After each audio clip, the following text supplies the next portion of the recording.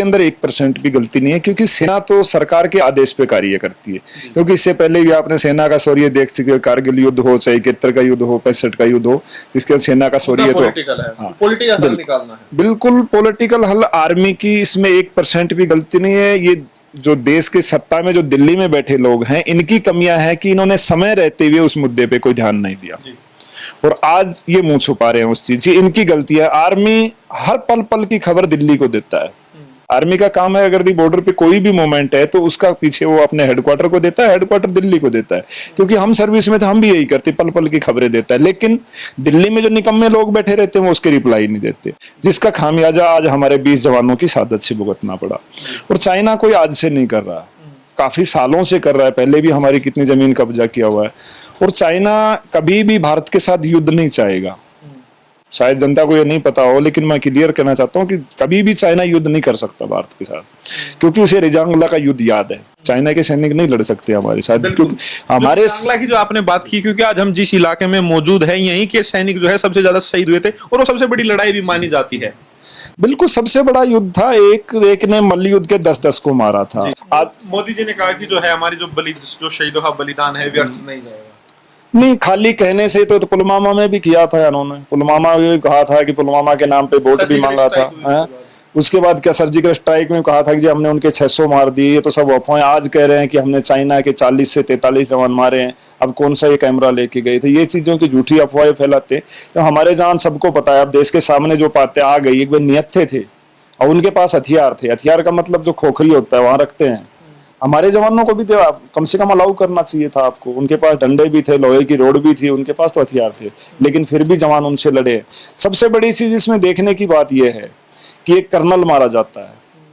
Colonel मारने का अर्थ यह है कि एक बटालियन का कमांडिंग अफसर पूरी बटालियन पे जो कमांड करता है, एक बटालियन मरना, एक कमांडर कर्नल मरता है तो एक बटालियन पूरी मानी समझिए आप मर गई है। फिर भी फायर का आदेश नहीं दिया। इसके पीछे राज क्या है? ये सरकार की नाकामी है। इसका आदेश तो सरकार को देना चाहिए था ना। जब आप किस जवानों को अटैक कर ही दिया, फिर आपने क्या देखना था? समझौता तो आपका खत्म ही हो गया था। तो पीछे हमारी स्पोर्ट के अंदर जो जवान थे, कम से कम उनको तो आदेश देना चाहिए था फायर का। लेकिन इसके अंदर कुछ गोलमोल है कि हमें लग रहा है सूत्रों के अनुसार कि कुछ जवान जो है हमारे उनके पास हैं। आज जो है 10 जवान हो छोड़ा गया है चाइना की तरफ से, रिहा और भी हैं हमारे। अब तक कहा जा रहा था कि कोई भी हमारा जवान चाइना की गिरफ्त में नहीं है। फायर ना, जैसे देश के बहुत से लोग इस चीज के ऊपर डिबेट कर रहे हैं, पूछ रहे हैं कि भाई फायर क्यों नहीं किया। फायर इसी स्थिति में नहीं किया जाता कि हमारे जवान अगर भी उनके पास कैप्चर है तो वो उनको नुकसान पहुंचाएंगे। तो हमारे जवानों को बचाने के लिए ये थोड़ा साइलेंट रहना पड़ता है, फायर नहीं करते। यही वजह होती है। ये स्थिति देश के सामने साफ करनी चाहिए इनको। अब भाई ऐसे ऐसे हमारे जवान जो है उन्होंने कैप्चर कर लिया। कुछ छुपाया जा रहा है? नहीं, ये तो लग नहीं रहा, सत्य है, इसमें कोई दो राय नहीं, सत्य है। और जो जवान जो दिखा रहे हैं, जो 20 जवान मरे हैं, इनकी भी संख्या आप देखेंगे ज्यादा निकलेगी आपके सामने। 27 के करीब तकरीबन जो है हमारी जो शहादत है 27 के करीब है। और हमारे 17 के करीब जवान आज आप कह रहे हो, मैं तो नहीं सुना है, हो सकता है 10 जवान रिटर्न किए हैं तो और भी 17 के करीब जो हमारे पास जो डिटेल है, जो फौज की तरफ से 17 के करीब उन्होंने कैप्चर किए थे। तो उसकी वजह से हो सकता है फायर ना किया। लेकिन मुझे बड़ा अजीब लगा पहली बार कि आज तक टीवी चैनल के ऊपर एंकर जो है वो सेना की गलती बता रहे। तो कह रहे हैं कि सेना का काम है पेट्रोलिंग करना, इसमें सरकार ही कोई गलती नहीं है। तो जब सर्जिकल स्ट्राइक किया तब तो मोदी जी का नाम है कि मोदी ने सर्जिकल स्ट्राइक किया। और जब सेना की जब शहादत हो जाती है तब सेना को बदनामी देते। भाई ये सारी कानून व्यवस्था सब कुछ सेना का काम है। लड़ना वो तो लड़ेगी, आप आदेश दीजिए, वो तो तैयार है।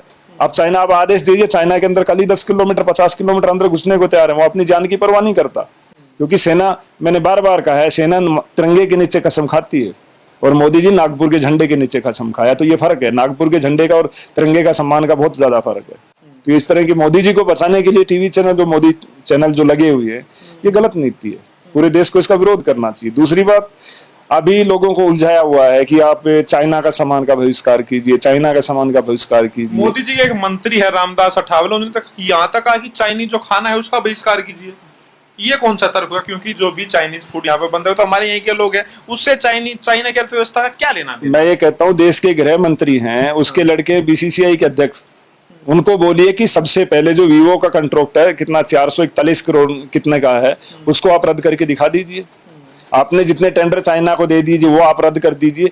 आम जनता तो कर देगी, ऐसा कुछ नहीं है, आम जनता तैयार है। आप अब देश सरकार पहले बहिष्कार करे, सरकार को करना चाहिए, जनता बाद में। जनता तो तैयार है, जनता तो अभी भी कर रही है। आपने देखा हो बहुत से लोगों ने ऐप वगैरह भी डिलीट किए, आप देखेंगे यूजर कम हुए हैं। जनता तो कर रही है, लेकिन सरकार क्या कर रही है? सरकार तो उनके राष्ट्रपति को बिठा के झूला झुला रही है, कभी चाय पिला रही है उनको।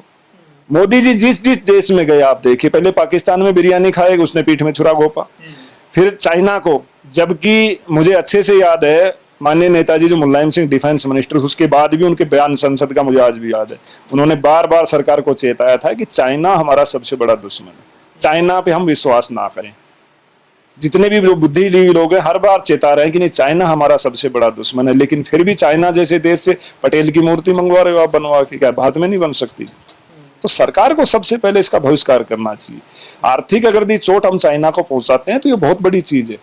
और रही बात युद्ध की, तो देखो आज की सिचुएशन में युद्ध में कोई फायदा नहीं है, मैं तो ये कहता हूँ नुकसान ही है। लेकिन उसका अर्थ ये नहीं, उसका अर्थ ये नहीं है कि आप उसका जवाब ना दें। उसका जवाब तो आप दे सकते हैं, शहादत का बदला ले सकते हैं। जैसे आपने पाकिस्तान से आप कह रहे हो कि हमने लिया, तो अब चाइना से भी लीजिए आप। इस पे आप चुप क्यों है, मौन क्यों है? और सबसे बड़ी दुखद बात तो ये है कि देखो, सबसे बड़ी दुखद बात ये है कि शहादत होने के बाद भी एक प्रधानमंत्री जो कि छोटे छोटे गुंडा और माफिया के मरने पे ट्वीट करते हैं, इतने जवानों की शहादत के ऊपर उन्होंने एक ट्वीट तक नहीं किया। विदेश मंत्री ट्वीट कर रहे हैं, 75 ट्वीट किए, लेकिन उन्होंने कहीं चाइना का नाम नहीं लिखा। विदेश मंत्री पहले कहते हैं, विदेश मंत्री के बयान बार बार कहते हैं कि नहीं सेना के पास हथियार नहीं थे, लेकिन कल वो अपने बयान में कह उनके पास हथियार थे। देश के विदेश मंत्री को यही नहीं पता कि समझौता क्या है। जो है नाम नहीं लिया, उसको लेकर राहुल गांधी ने भी निशाना साधा कि आप चाइना का नाम ले क्यों नहीं रहे। भाई क्या इनको क्या डर है? चाइना इनको क्या दिया? पार्टी में फंड तो नहीं दे रखा कहीं बहुत ज्यादा? इनके पास जो है कहीं इनका व्यापार में समझौता चाइना से तो नहीं है। और दूसरा, ये हमला होना, जब भी हमले, पुलवामा हमला चुनाव के समय हुआ, ये हमला होना, चुनाव का बिहार का दौर है चुनाव, और बिहार रेजिमेंट का वहां होना, तो इसके अंदर राजनीतिक बू तो जरूर आती है। तो इसकी निष्पक्ष जांच जरूर होनी चाहिए कि हमारे जवानों की शहादत, जब भी चुनाव आएगा हमारे जवानों की शहादत ऐसी होती रहेगी क्या? पुलवामा भूला ही नहीं था देश, पुलवामा जो नरसंहार हुआ था, ये उससे बड़ा नरसंहार है। अगर ये जवान कोई युद्ध में मरता है तो उसे शौर्य प्राप्त होता है, लेकिन ये तो धोखे से मारे गए हैं, रात के अंधेरे में धोखे से, किस प्रकार से, और लाठी डंडों से। अब ये सोचिए कैसे तड़फा तड़फा के उनको मारा गया होगा। तो ये तो बहुत ही शर्मनाक बात है। सरकार को इसके ऊपर ठोस कदम उठाने चाहिए, राजनीति बंद करके। आप सभी पार्टियों, देश पूरा आपके साथ खड़ा है। राजनीति नहीं होनी चाहिए। वहीं जो सर्वदलीय बैठक हो रही है उसमें आम आदमी पार्टी और आरजेडी, राष्ट्रीय जनता दल, उनको इनवाइट नहीं किया गया है, तो आपको क्या लग रहा है इस समय? अभी उसमें तो मैं देख रहा था, कई बोले हमने शर्तें लगाई हैं। पहले तो कह रहे जी 5 सांसद होने जरूरी है, तो आरजेडी के तो 5 सांसद भी हैं। अब कुछ और नियम शर्तें लगा रहे। ये तो राजनीति इशू है इनका, और कोई मतलब नहीं है। इसके अंदर ऐसा है कि आम आदमी पार्टी, सबको पता है कि केजरीवाल जी के पास में संजय सिंह जैसे उनको भेजते, वो पढ़े लिखे हर मुद्दों पे उनसे बेबाक बात करते। वो हो सकता है कि प्रधानमंत्री जी की हर बात को मान्य ना हो और उनसे बहस भी करे, तो इसलिए नहीं जोड़ा गया होगा। ऐसे भी आरजेडी में भी 1-2 नेता हैं जो स्पष्ट तौर पे, खुले तौर पे बोलते हैं, तो इस वजह से ना जोड़ा गया हो। कि कई पहले भी देखा है मीटिंगों के अंदर, जो अच्छे बोलने वाले नेता उनको नहीं जोड़ते, क्योंकि उनकी मर्जी है किसको जोड़ना है किसको नहीं जोड़ना, इनकी सत्ता है। लेकिन सर अब सवाल यही आ रहा है, क्योंकि अगर जनता बाइकआउट कर रही है और चाइनीज जो प्रोडक्ट है उसके बहिष्कार की बातचीत कर रही है, तो और क्या क्या आपके हिसाब से होना चाहिए और किस तरीके से जवाब दिया जाना चाहिए? नहीं देखो, बहिष्कार तो आप कर रहे हो, लेकिन देश के पास उसका विकल्प क्या है? मैंने सबसे पहले तो आज देखिए, कोरोना की महामारी वैसे चली हुई है, आपको मेडिसिन की बहुत जरूरत है। जितने आपके ऑपरेशनली इक्विपमेंट जितना बनता है वो चाइना से आता है, टोटल का टोटल चाइना से आते हैं। यहाँ तक कि आपकी टेस्ट किट भी चाइना से। आत्मनिर्भर भारत की तो बात कर रहे हैं मोदी जी। आत्मनिर्भर भारत तो मजदूर तो आत्मनिर्भर ही है। आत्मनिर्भर इसीलिए तो पैदल चला गया, वो दिल्ली से बेचारा बिहार तक, यूपी तक आत्मनिर्भर था, इसलिए पैदल चला गया। आत्मनिर्भर की तो ये नए नए लाते हैं। आत्मनिर्भर तो हम है ही, तो सरकार से कोई मदद ही नहीं मिल रही, भूखे मर रहे हो, तो आप आत्मनिर्भर तो अपने आप ही हो। मेडिसिन का 70% हिस्सा चाइना से आता है। जो 30% जो मैन्युफैक्चरिंग हिंदुस्तान के अंदर होती है, उसका रॉ मटेरियल भी चाइना से आता है। तो आप बताइए क्या बहिष्कार करोगे आप? पहले अपने आप को तैयार कीजिए। अपने देश के अंदर उद्योग धंधे वो तो आपने लगाया नहीं, वो भी चाइना को टेंडर दे रहे। रेलवे के टेंडर आपने चाइना को दिए हैं, अभी कुछ दिन पहले ही तो दिए हैं। अभी शायद कोलके में क्या हुआ मुझे नहीं पता। हाँ, अभी कुछ दिन पहले 1142 करोड़ रुपए का वो भी दिया गया। तो सारे टेंडर चाइना को तो दे रहे हैं, पब्लिक को कह रहे हैं हर चीज में। जैसे कोरोना महामारी में कहा था ना कि वही हिसाब हो गया कि सरकार तो सिर्फ ताली और थाली बजवाने के ऊपर, करना तो कुछ है नहीं। आत्मनिर्भर का नारा दे दिया आपने लास्ट में बस। अभी सर आपने कहा कि इस पूरे मुद्दे को लेकर राजनीति नहीं होनी चाहिए, क्योंकि पहले देखा गया जब यूपीए की सरकार थी उस दौरान जो बीजेपी के जो बड़े बड़े नेता थे वो लगातार सवाल उठाते रहे हैं इस पूरे मुद्दे को लेकर। जब भी चाइना को लेकर कुछ बात होती तो हमेशा सवाल उठाते रहे हैं। लेकिन अब अगर कोई विपक्ष का नेता आवाज उठाए तो उसको सीधा देशद्रोही कहा जा रहा है। अगर कोई मोदी जी से सवाल पूछ रहा है तो उसको कहा जा रहा है तो देश से खिलाफ है। तो इसको आप कैसे देख रहे हैं? नहीं, ये तो हर व्यक्ति को देशद्रोही कहते हैं, जबकि सबसे बड़े देशद्रोही ये हैं। इनके तो प्रमाण हैं। मोदी जी किससे आते हैं? आरएसएस से आते हैं।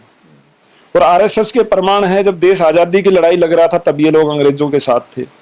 इन्हीं की सरकार के दौरान जब वाजपेयी प्रधानमंत्री थे तब कारगिल हुआ, इन्हीं के दौरान हुआ। आज ये चाइना का मामला इनकी भी सरकार के होता है। ये तो देशद्रोही, जो कोई व्यक्ति जब खुद चोर होता है तो उसको डर होता है। ये देशद्रोही तो खुद है। जितने सत्ता में बैठे सारे डॉन माफिया जितने हैं, जितने बलात्कारी हैं, बड़े बड़े कॉर्पोरेट घराने के सारे तो आज बीजेपी की सत्ता में बैठे। और जब ये गुजरात के मुख्यमंत्री थे, जब चाइना के मामले पे आपने खुद मोदी जी के भाषण सारे सुन लीजिए, कितने चिल्ला चिल्ला के बोलते थे। आज क्यों बोलती बंद है? क्यों नहीं कहते? लाल आंख करके बात करने वाली बात थी।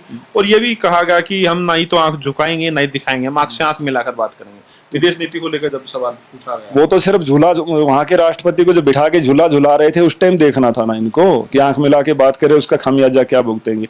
नेपाल जैसी शर्म की बात तो ये नेपाल जैसा जैसे भारत की खाता है। नेपाल के लोग इंडियन आर्मी में भर्ती होते हैं, पैरामिलिट्री में भर्ती होते हैं। यहाँ हर जगह आपको कोई न कोई नेपाली मिल जाएगा। वही तुम्हें आंख दिखा रहा है और उसने अपना अलग से नक्शा बना लिया और अपने हिस्से को अपने में दिखा रहा है और आप कुछ नहीं कर पाए। आप क्या किया इन्होंने अभी तक? नेपाल के ऊपर ही क्या किया? चाइना तो इनसे बस की बात नहीं है, लेकिन इन्होंने बता दें नेपाल के ऊपर क्या किया। तो हर नीतियों में फैल रहे हैं, कहीं भी देख लीजिए, चाहे देश के अंदर की देख लीजिए चाहे पड़ोसी देशों से। जितने भी पड़ोसी देश हैं इनके किसी से कोई अच्छे संबंध नहीं। अगर हर पड़ोसी से आप लड़ाई झगड़ा करते रहोगे तो आप कैसे भारत को आगे ले जाएंगे? तो अब क्या कुछ डिमांड है एक फौजी के तौर पर, आप क्या कहना चाहेंगे? नहीं, सबसे पहले तो चाइना को इसका जवाब देना बहुत जरूरी है। चाइना की ये हिमाकत और जिस प्रकार से जो नरसंहार किया, इसका जवाब तो उनको बहुत जरूरी है देना। चाइना को अंदर किसी भी तरीके से दे आप। उसके तरीके बहुत हो सकते हैं, बहुत के आप फाइनेंशियली तरीके से उसे चोट भी कर सकते हैं, या आप उससे, जैसे उसने हमारे ऊपर घात किया तो क्या हम क्यों नहीं कर सकते? हम भी कर सकते हैं। तो हमारे भी सैनिकों को आदेश दीजिए कि आप भी इसी प्रकार से घात कीजिए, और सैनिक तैयार है करने के लिए। लेकिन सेना को आप आदेश तो दे, या चाइना माफी मांगे इस चीज के लिए, कबूल करे कि हाँ हमारे तरफ। वो तो मानने को भी तैयार नहीं है। वो तो कह रहा है कि भारत हमारे इलाके में घुसा है, हमारे इलाके में घुसकर कुछ नहीं उसका जवाब। तो इसके लिए माकूल जवाब देना चाहिए। और जिस चाइना का जो बहिष्कार जो कहने की जो बात कर रहे हैं, तो पहले सरकार करे, सरकार पहले करे। कुछ लोग तो है मोदी जी का इस्तीफा मांग रहे हैं, तो क्या आप लग रहा है ये चीज जायज है? नहीं, मोदी जी को जब कुछ कर ही नहीं रहे तो ऐसे मुखिया का तो कोई काम है नहीं। मैं तो कहता हूँ उसको पहले ही इस्तीफा दे देना चाहिए था। जिस प्रकार से कोरोना के इसमें झोंक दिया देश को, अब चाइना का आ गया, तो इनको तो बहुत पहले दे देना चाहिए। कोई अच्छा पढ़ा लिखा व्यक्ति हो तो कम से कम इस देश को चला दे, वरना देश तो बर्बाद होगी। क्योंकि आज देश के युवाओं की कंडीशन क्या है आप देख लीजिए, बहुत बुरी हालत सिचुएशन में जा रहा है। और ये जो नेपाल, मेरा अपना मत है, जो नेपाल जो भारत से भटक रहा है उसकी वजह है क्योंकि भारत बर्बादी की कंडीशन पे जा रखा है। भारत की आर्थिक व्यवस्था बहुत खराब है। जीडीपी भारत की आप देख रहे हो। जब नेपाल को चाहिए पैसा, क्योंकि गरीब देश है, उसको मदद चाहिए। जब उसे लग रहा है कि भारत से तो कुछ नहीं मिलने वाला, भारत का खुद की सिचुएशन ये, आज वो नेपाल चाइना की गोद में इसलिए जाके बैठ रहा है। जब भारत उसकी मदद करता था, भारत के साथ था। क्योंकि सर जब चुनाव के दौरान कहा जा रहा था कि अगर बीजेपी सरकार आएगी तो जो हमारी जो सीमाएं हैं वो मजबूत होगी बीजेपी के आने की वजह से। जो कांग्रेसी टाइम में जो है हमने बहुत कुछ झेला है, इस तरह की बात कही जा रही थी। तो उसको आप कैसे देखते हैं? नहीं, देखो, कांग्रेस के समय में फौज के अंदर मानते हैं कमियां सरकारों में रहती है। कांग्रेस की भी कमियां थी, ऐसा नहीं है कि कांग्रेस बिल्कुल सही थी इसलिए सत्ता के बाहर फेंका लोगों ने। लेकिन इन्होंने सिर्फ हिंदू मुस्लिम के सिवाय और तो कोई दीवार मजबूत की नहीं। जितना सेना के अंदर राजनीतिकरण हुआ है इससे पहले कभी नहीं है, और जिसका अंजाम आप देख रहे हो। यहाँ तक कि ये सिचुएशन है कि बॉर्डर की हकीकत ये है कि अगर एक बम भी फायर करना है तो उसका आदेश बीजेपी हेडक्वार्टर से लेना पड़ता है। ये सच्चाई है। लेकिन पहले ऐसा नहीं था। जो कमांडर होते थे वो इंडिपेंडेंट होते थे, उनकी अपनी मर्जी होती थी। बॉर्डर की सिचुएशन जो उन्होंने आदेश दे दिया वो गवर्नमेंट को मानना होता था। आप जर्नल की नियुक्तियां देख लीजिए, चाहे पहले जो नियुक्तियां निष्पक्ष होती थी, आज वो नियुक्तियां भी निष्पक्ष नहीं है। जिस प्रकार से रावत को सीडीएस बनाया गया है, रावत जो थे इनका बैकग्राउंड अगर देखें, इनको जर्नल भी जो है गलत तरीके से बनाया गया था, आज उनको सीडीएस बना दिया गया। वो तो बीजेपी की भाषा बोलते, एक जर्नल का क्या लेना देना राजनीति से। चलिए ठीक है। ये थे मेरे साथ तेज बहादुर जी, जिनसे हमने बातचीत की है, जो वर्तमान स्थिति जो पैदा हुई है, जो संघर्ष हुआ था भारत और चीन सेना के बीच में, उसको लेकर बातचीत की है। साफ तौर से तेज बहादुर जी का कहना है कि एक माकूल जवाब जो है चाइना को मिलना चाहिए, जिस तरह की हिमाकत चीन ही तरफ से की गई है। Arun Kumar, times express.